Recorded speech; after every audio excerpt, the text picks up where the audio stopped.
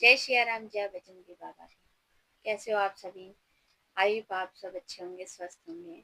बहुत लोगों का कमेंट आ रहा था कि जो ये हम अपनी मनोकामना पूरी करते हैं या अपनी मनोकामना किस प्रकार से करें और कैसे करें। तो आप एक ये सोच लीजिए कि जो ये बहुत छोटा सा उपाय है और इस उपाय को मैं आपको बताती हूँ कैसे करना है।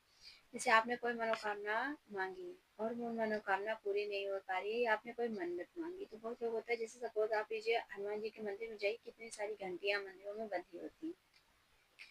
तो हनुमान जी की मंदिर में जो घंटी बांधेंगे, आप किस प्रकार से बांधेंगे मनोकामना, उसे यूं ही नहीं बांधा जाता है।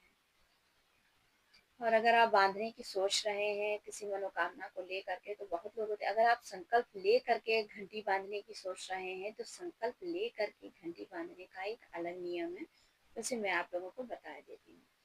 जब आप संकल्प की तैयारी कीजिए, तो उस तैयारी के साथ में एक घंटी भी ले आइए, जितनी आपकी इच्छा हो उतनी बड़ी घंटी लीजिए। आप अपनी श्रद्धा के अनुसार जितनी बड़ी चाहे उतनी बड़ी घंटी आप लगा सकते हैं। तो जब आप संकल्प कीजिए, तो घंटी भी साथ में लेकर के आए, जैसे आप फूल है, प्रसाद है या संकल्प करते हैं, तो फिर हनुमान जी की प्रतिमा भी लेकर के आते हैं। और जो तैयारी करनी होती है, जैसे चौकी लगानी है, कपड़ा उसके लिए अगर आपके पास है तो उचित है, नहीं है तो आप लेकर के आते हैं। तो उसके लिए आपको एक घंटी भी साथ में लेके आनी है और एक नया कलावा लेकर के आना है। तो उस कलावे में आपको करना है कि आप अपने पैर के अंगूठे से लेकर के अपने सिर तक की पूरा नाप करके, जो कलावा होगा, जितनी आपकी हाइट है या जिसके लिए आप मनोकामना कर रहे हैं उसके हिसाब से आप कीजिए।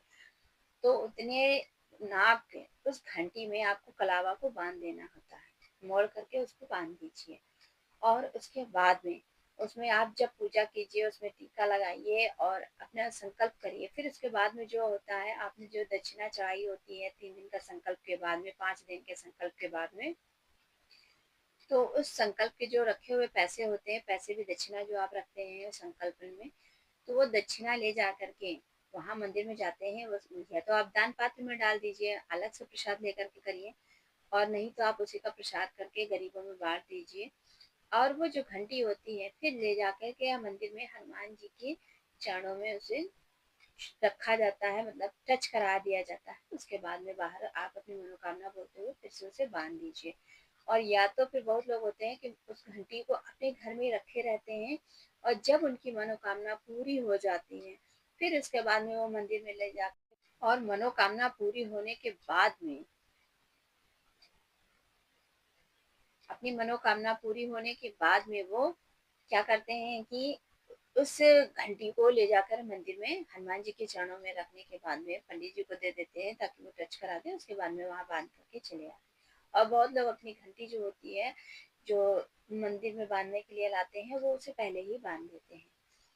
तो ऐसा करने से बहुत जल्दी हनुमान जी आपकी मनोकामना, ये भी एक उपाय है, अगर आप करते हैं तो अति, तो आप इस उपाय को भी कर सकते हैं, बहुत जल्दी आपकी मनोकामना पूरी होगी। आज की वीडियो कैसी लगी जरूर बताइएगा, कमेंट बॉक्स में जय सिया राम, जय बजरंग बाबा जरूर से लिखिएगा। जय सिया राम, जय बजरंग बाबा की।